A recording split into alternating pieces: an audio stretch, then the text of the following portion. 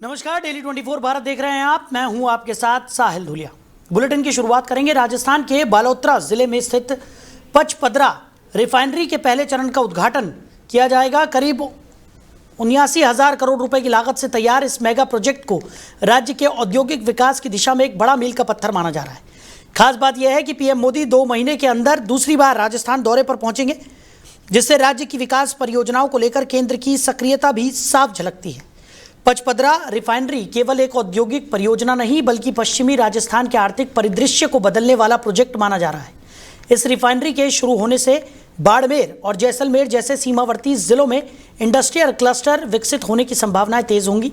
इसके साथ ही infrastructure, logistics और सहायक उद्योगों को भी बड़ा बढ़ावा मिलेगा, जिससे क्षेत्र में निवेश और रोजगार के नए अवसर खुलेंगे। रिफाइनरी के पहले चरण को लेकर जनवरी 2026 से ही ट्रायल रन की तैयारियां शुरू कर दी गई थी। इसमें कच्चे तेल के प्रसंस्करण की प्रक्रिया का परीक्षण किया जा रहा है और अधिकारियों के मुताबिक उद्घाटन के बाद जल्द ही यहां कमर्शियल उत्पादन भी शुरू हो जाएगा, जिससे राज्य को आर्थिक रूप से प्रत्यक्ष लाभ मिलने लगेगा। वहीं ईरान में सीज फायर के ऐलान के बाद जब पूरी दुनिया राहत की सांस ले रही है, ठीक उसी वक्त ईरान के कई महत्वपूर्ण ठिकानों पर धमाके हो रहे हैं। ईरान के महत्वपूर्ण तेल केंद्रों के अंदर आग की लपटें उठ रही हैं। ईरान के लवन और सिर्री आइलैंड पर स्थित ऑयल रिफाइनरियों में भीषण धमाकों की खबर सामने आई है। इस बीच यूएई ने भी मिसाइल अटैक की बात कही है। ये दावे चिंता पैदा करने वाले हैं कि आखिर कौन है जो मान नहीं रहा है। ईरानी समाचार एजेंसी के मुताबिक लवन आइलैंड पर स्थित रिफाइनरी परिसर में एक के बाद एक कई धमाके हुए, जिसके बाद आसमान में धुएं का काला गुबार और आग के गोले देखे गए। चौंकाने वाली बात यह है कि ये धमाके उस समय हुए जब अमेरिकी राष्ट्रपति डोनाल्ड ट्रंप ने ईरान की तरफ से दिए गए 10 सूत्रीय प्रस्ताव को व्यवहारिक बताते हुए सैन्य अभियानों पर रोक लगाने की घोषणा की थी। यह घटनाक्रम बेहद चिंताजनक है।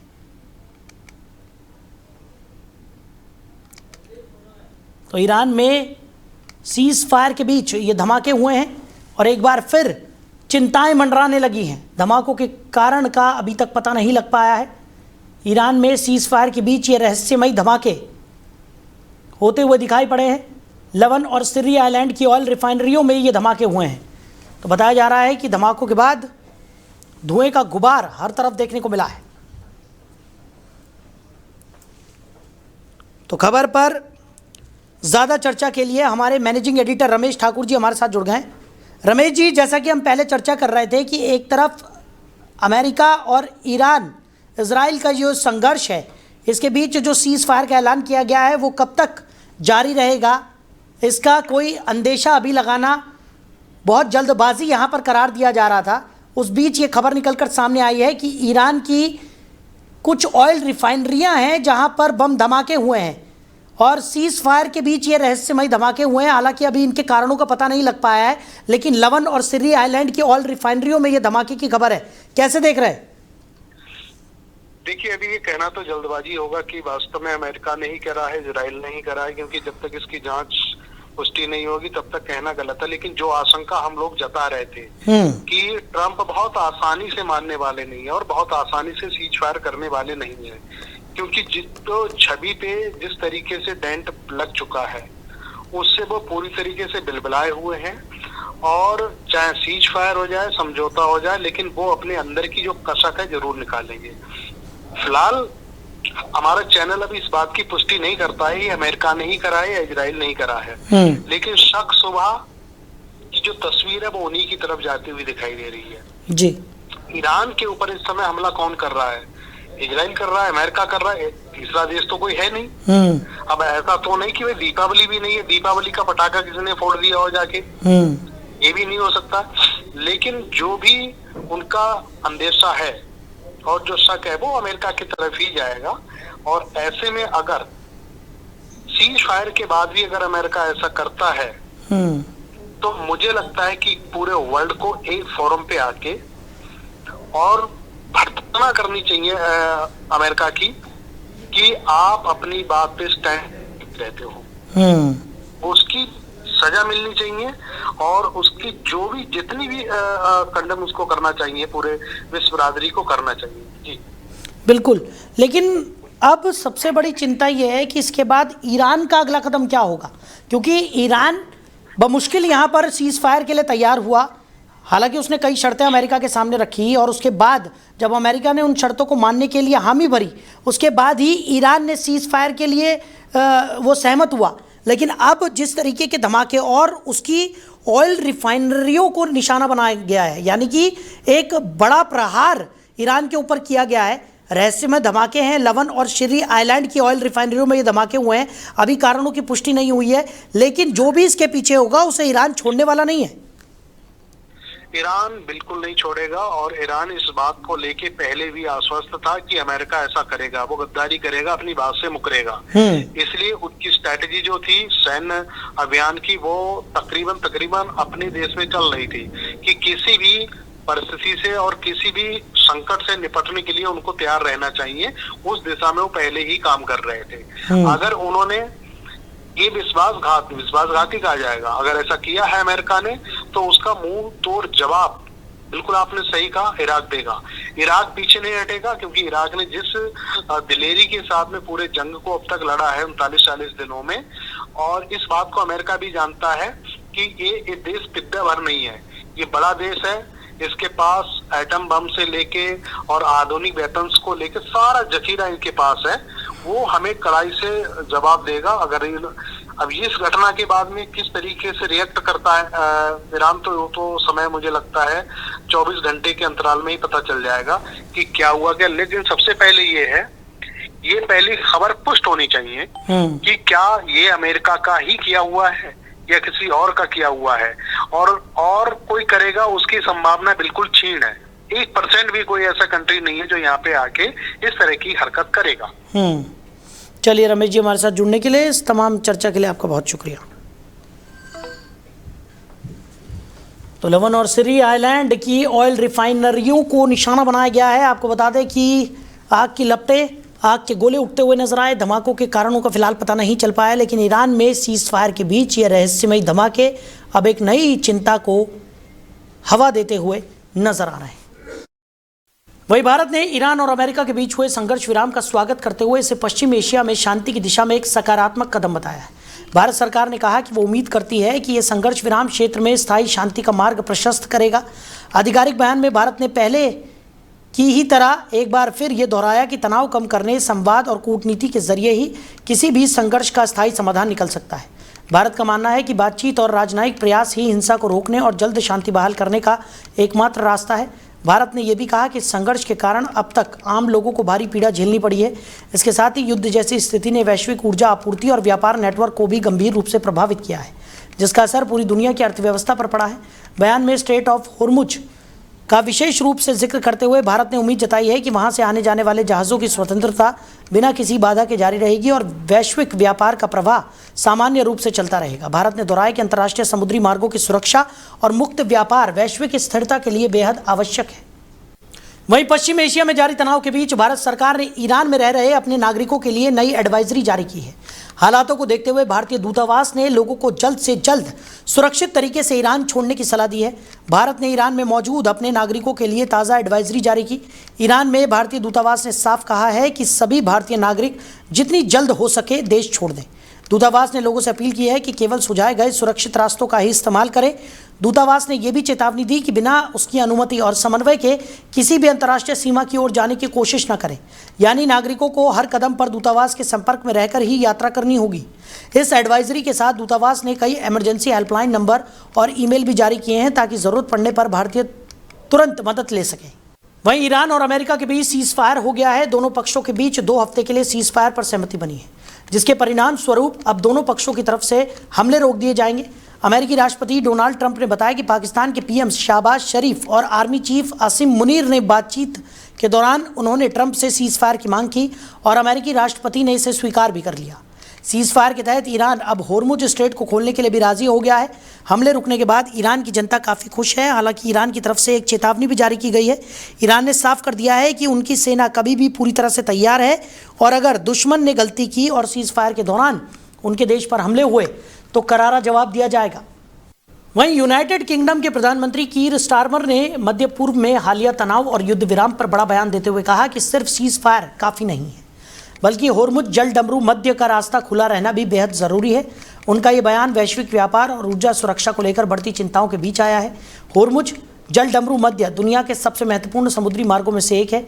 ये खाड़ी क्षेत्र से निकलने वाले कच्चे तेल और गैस की सप्लाई का प्रमुख रास्ता है। दुनिया के कुल तेल व्यापार का बड़ा हिस्सा इसी मार्ग से होकर गुजरता है। ऐसे में इस रास्ते में किसी भी तरह की रुकावट का सीधा असर वैश्विक अर्थव्यवस्था पर पड़ता है। ब्रिटिश प्रधानमंत्री ने कहा कि अगर ये मार्ग बाधित होता है तो न केवल तेल की कीमतें बढ़ेंगी बल्कि दुनिया भर में सप्लाई चेन भी प्रभावित होगी। इससे महंगाई और आर्थिक अस्थिरता बढ़ सकती है। वहीं अमेरिका और ईरान के बीच जारी तनाव के थमने और सीज फायर की घोषणा के बाद वैश्विक बाजारों में सकारात्मक असर देखने को मिला है।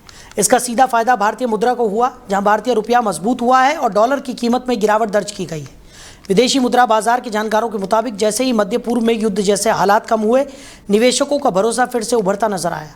इससे उभरती अर्थव्यवस्थाओं, खासकर भारत जैसे देशों की मुद्रा को मजबूती मिली। सीज फायर की खबर सामने आने के बाद भारतीय रुपया डॉलर के मुकाबले मजबूत हुआ। शुरुआती कारोबार में रुपए ने बढ़त बनाई, जबकि डॉलर इंडेक्स में कमजोरी देखी गई। विशेषज्ञों का कहना है कि भू राजनीतिक तनाव कम होने से सुरक्षित निवेश के तौर पर डॉलर की मांग घटी है।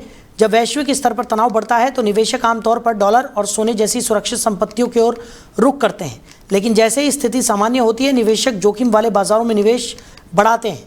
इस बार भी कुछ ऐसा ही देखने को मिला। वहीं एयरपोर्ट इकोनॉमिक रेगुलेटरी अथॉरिटी ने एयरलाइंस को बड़ी राहत दी है। अथॉरिटी ने देश के सभी प्रमुख हवाई अड्डों पर लैंडिंग और पार्किंग शुल्क में 25% की कटौती की घोषणा कर दी है। ये कटौती तुरंत प्रभाव से लागू की गई है और अगले 3 महीनों तक सभी घरेलू उड़ानों पर लागू रहेगी। AERA ने अपने आदेश में कहा है कि यह फैसला सरकार के उस निर्देश के बाद लिया गया है जिसमें मौजूदा पश्चिम एशिया संकट को देखते हुए एयरलाइंस को वित्तीय राहत देने की आवश्यकता जताई गई थी। आदेश के अनुसार बड़े हवाई अड्डों पर वर्तमान एरोनॉटिकल टैरिफ का हिस्सा होने वाले लैंडिंग और पार्किंग चार्ज को 25% कम किया जा रहा है। अथॉरिटी ने कहा कि सभी पहलुओं पर विचार करने के बाद उसने सरकार की तरफ से जारी निर्देशों के अनुसार यह फैसला लागू करने का निर्णय लिया है। इस कदम से एयरलाइंस के परिचालन खर्च में राहत मिलने की उम्मीद है, जो फिलहाल वैश्विक अनिश्चितताओं के कारण दबाव में है। वहीं अमेरिका और ईरान के बीच युद्ध विराम की घोषणा के बाद जम्मू कश्मीर नेशनल कॉन्फ्रेंस के नेता फारूक अब्दुल्ला ने प्रतिक्रिया दी है। उन्होंने कहा कि अल्लाह का शुक्र अदा करना चाहूँगा कि ईरान और अमेरिका को एक मेज़ पर बैठाकर मसले तय करने की हिम्मत दी, क्योंकि बातचीत के बिना कोई रास्ता नहीं है। उन्होंने आगे कहा कि लड़ाई किसी चीज़ का हल नहीं है, लड़ाई से ना हल कभी हुआ है और ना कभी होगा। इसलिए मैं अपनी और अपने लोगों की तरफ से मुबारकबाद देता हूं। उन्होंने कहा कि जो बैठकर बातचीत करेंगे, इन सब मुल्कों को मुबारकबाद देता हूं। फारूक अब्दुल्ला ने कहा कि मैं अल्लाह से दुआ करता हूं कि इनकी बातचीत में शांति की बात हो और शांति आए, क्योंकि इस लड़ाई से सारी दुनिया परेशान हो गई है। हालात यह हैं कि अगर ये लड़ाई आगे बढ़ी तो दुनिया की दिक्कतें इतनी बढ़ जाएंगी कि उसे सिर्फ खुदा ही जानता है कि क्या हाल होगा। फारूक अब्दुल्ला ने कहा कि एनर्जी सोर्स दुनिया के लिए सबसे ज़रूरी हैं। खुदा ने इन मुल्कों को उस एनर्जी सोर्स को दिया हुआ है। हमें उम्मीद है कि भारत इस युद्ध को ख़त्म करने में मदद करेगा। पहले तो मैं अल्लाह का शुक्र करना चाहता हूं कि उन्होंने दोनों मुल्कों, अमेरिका और ईरान, इनको हिम्मत दी कि एक मेज़ पे बैठकर अपने मसले तय करें, क्योंकि उसके बगैर, बातचीत के बगैर कोई रास्ता नहीं है। लड़ाई किसी चीज़ का हल नहीं है, न कभी हुआ है न कभी होगा। इसलिए मैं अपनी तरफ से, अपने लोगों की तरफ से मुबारक करता हूँ इन सब मुल्कों को जो बैठ के बातचीत करेंगे, और अल्लाह से दुआ करता हूँ कि इनकी बातचीत में अमन की बात हो, अमन आए, क्योंकि इस लड़ाई से सारी दुनिया मुलविस हो गई है। हालत ये है कि अगर और बढ़ेगी तो तकलीफ़ें दुनिया की इतनी बढ़ जाएंगी कि खुदा ही जानता है कि फिर हाल क्या होगा, क्योंकि एनर्जी सोर्स जो है वो सबसे ज़रूरी है दुनिया के लिए, और अल्लाह ने इन्हीं मुल्कों में उस एनर्जी सोर्स को दिया हुआ है। पहले तो मैं अल्लाह का। उधर बिहार के मुख्यमंत्री नीतीश कुमार कल दोपहर 3 बजे के करीब दिल्ली पहुंच रहे हैं। वो शुक्रवार को राज्यसभा सदस्य के रूप में शपथ लेंगे। शपथ के बाद नीतीश पीएम मोदी और गृह मंत्री अमित शाह से मुलाकात कर सकते हैं। ये सियासी कहानी अब धीरे धीरे क्लाइमैक्स की ओर बढ़ती जा रही है। नई अपडेट सामने आई है कि देश की राजधानी दिल्ली में बिहार के नए सीएम की पटकथा तय होगी। कल यानी कि 9 अप्रैल से बिहार बीजेपी के नेता दिल्ली रवाना होना शुरू हो जाएंगे। मुख्यमंत्री नीतीश कुमार भी कल दिल्ली के लिए रवाना होंगे। जानकारी मिली है कि बीजेपी प्रदेश अध्यक्ष भीखू दलसानिया समेत कई नेता दिल्ली जाएंगे। यहाँ एक प्रशिक्षण कार्यक्रम का आयोजन होने जा रहा है। इसके बाद 10 अप्रैल को बीजेपी कोर ग्रुप की बैठक दिल्ली में ही होगी। पश्चिम बंगाल चुनाव में स्टार प्रचार की भूमिका में रहने वाले बिहार के उप मुख्यमंत्री सम्राट चौधरी भी 9 अप्रैल को ही दिल्ली के लिए रवाना हो जाएंगे। उनके साथ दूसरे डिप्टी सीएम विजय सिन्हा और कोर ग्रुप के सदस्य भी दिल्ली पहुंचने वाले हैं। वहीं पश्चिम बंगाल की मुख्यमंत्री ममता बनर्जी ने भवानीपुर विधानसभा सीट से नामांकन भरा। बीजेपी ने इस सीट से शुवेंदु अधिकारी को उम्मीदवार बनाया है। वो नेता विपक्ष भी हैं। शुवेंदु 2 अप्रैल को नामांकन कर चुके हैं। इस दौरान गृहमंत्री अमित शाह उनके साथ मौजूद थे। भवानीपुर के अलावा ममता और शुवेंदु नंदीग्राम से भी अपने आमने सामने हैं। 2021 में उन्होंने ममता को यहां से हराया था। नामांकन दाखिल करने के बाद ममता ने कहा कि मैं सभी को अपनी शुभकामनाएं, अपना धन्यवाद अर्पित करती हूं। आज जब मैंने अपना नामांकन दाखिल किया है तो मैं ये कहना चाहती हूं कि भवानीपुर निर्वाचन क्षेत्र के साथ साथ मैं हर केंद्र और हर क्षेत्र के लिए काम करूंगी। हम फिर से सरकार बनाएंगे। वहीं पश्चिम बंगाल चुनाव को लेकर सियासी पारा हाई हो गया है। इस बीच भारतीय जनता पार्टी ने चुनाव के लिए अपने उम्मीदवारों की छठी लिस्ट जारी कर दी है। इस लिस्ट में राकेश सिंह को कोलकाता पोर्ट से मैदान में उतारा गया है। जारी हुई लिस्ट के मुताबिक राकेश सिंह को कोलकाता पोर्ट से मैदान में उतारा गया है। इससे पहले बीजेपी ने अपनी 5वीं लिस्ट में तरकनाथ चटर्जी को कृष्णानगर उत्तर से, अनुपम विश्वास को कल्याणी से और सौरभ सिकंदर को दमदम उत्तर से, अनिज्ञ राजू बनर्जी को मध्यग्राम से और रुद्र प्रसाद बनर्जी को उलुबेरिया पूर्वा से मैदान में उतारा था। पार्टी ने अपने पहले घोषित उम्मीदवारों में भी बड़े बदलावों की घोषणा की थी। कौशिक सिद्धार्थ अब नारायण चंद्र मंडल की जगह बशीरहाट उत्तर से चुनाव लड़ेंगे। अभिजीत सरदार ने बिष्णुपुर एससी में विश्वजीत खान की जगह ली है और शंकर सिकंदर बेहाला पूर्वा से सुनील महाराज की जगह चुनाव लड़ेंगे। वहीं पश्चिम बंगाल विधानसभा चुनाव को लेकर सियासत तेज है। इस बीच कांग्रेस ने दूसरे चरण के चुनाव के लिए अपनी लिस्ट में एक फेरबदल कर दिया है। कांग्रेस पार्टी ने नई सूची जारी की जिसमें 7 सीटों पर अपने पहले घोषित प्रत्याशियों को बदल दिया है।